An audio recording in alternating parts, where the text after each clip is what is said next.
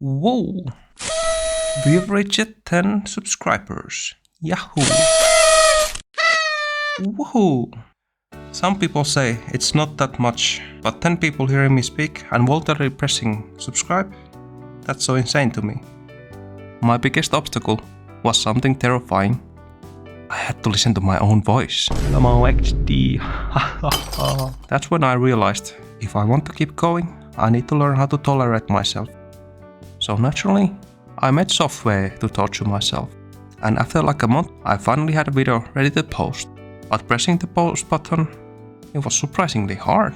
Certified #only introvert moment. I instantly regretted every decision that had led me to this point, worrying if my voice or my sound effects would actually hurt people, like it was some sort of military-grade sonic weapon. I was worried for riots outside my house or nationwide bounty hunts for my head. But after all that stress, after all that turmoil and suffering, nothing. I was still alive, even if still quite shook.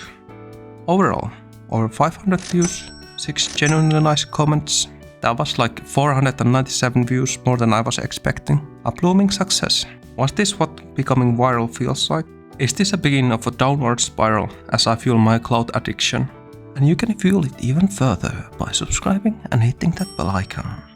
So, what's for the future? I do plan to make more videos. Definitely more of the stupid and dry jokes. Maybe start doing super quick shorts, like Docker explained in 60 seconds. Even try out some longer form videos. Maybe some more Python videos, or Rack explained simply.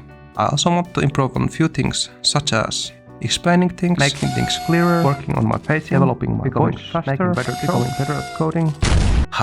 So many things. I do have a goal for this year, since it's good to have milestones. I was thinking like 30 subscribers by the end of 2025. I believe we can achieve that. If we can get to 200,000, I'll show you my top. But until then, thank you for being with me in this journey and not executing me on site. Let's see where will this lead.